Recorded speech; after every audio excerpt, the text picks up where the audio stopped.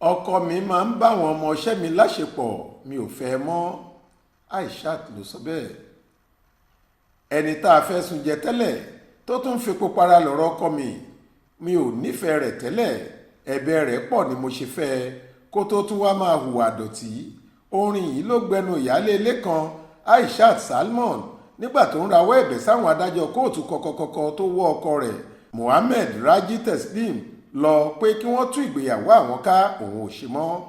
ó ní ọkùnrin náà hùwà èrí àti pé òun ò nífẹ̀ẹ́ rẹ̀ níbẹ̀rẹ̀ pẹ̀pẹ̀, nígbà tí ẹ̀bẹ̀ pọ̀ ni òun ṣe gbà fún un táwọn fi ṣègbéyàwó. kóòtù kọ̀kọ̀kọ̀kọ̀ area 1 tó fìkàlẹ̀ ságbègbè ìpàtà ọlọ́jẹ́ nílùú Ìlọrin nípínlẹ̀ Kwara lọ̀rọ̀ yìí ti wáyé lọ́jọ́rùú wẹ́sídẹ̀ẹ́ ọjọ́ 21 oṣù kẹfà yìí. olùpẹ̀jọ́ náà Aishat rojọ́ níwájú àwọn adájọ́ pé láti bẹ̀rẹ̀ pẹ̀pẹ̀ ni òun ò ti nífẹ̀ẹ́ ọkọ òun, ṣùgbọ́n ti wà nínú kádàrá pé àwọn yóò di tọkọtaya ni.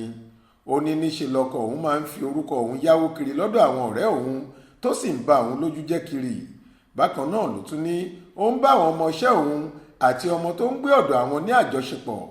ìyáálé ilé yìí ní èyí tó burú jáì nínú ọ̀rọ̀ òun ni pé irọ́ tó ń bẹ lẹ́nu ọkọ òun kì í ṣe kékeré, bó bá ṣe ń parọ́ náà ló tún máa ń fọlọ́run ṣẹ̀rí. Aishat ní òun ò nífẹ̀ẹ́ mọ́ rárá, kódà òun pẹ̀lú ọkọ òun kò lè dúró sọ̀rọ̀ fún ìṣẹ́jú kan mọ́ níbi tóun kórìíra rẹ̀ dé. ọmọ 4 ni mo bí fún un, mi ò sì lè fa àwọn ọmọ mi sílẹ̀ sákàtà ẹ̀ bá mi pa á láṣẹ pé kó máa gbọ́ bùkátà àwọn ọmọ rẹ̀.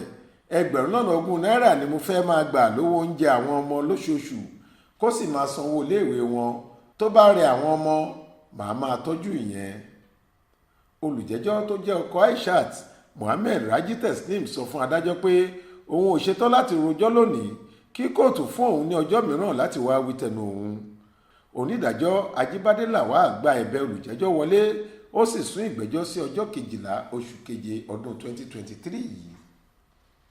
Ibrahim Alágúnmu ló ṣàkójọ ìròyìn yìí fún iléeṣẹ́ tẹlifíṣàn Aláròye online. Faith Adébọ́lá ló kà á sétí ìgbọ́ yín.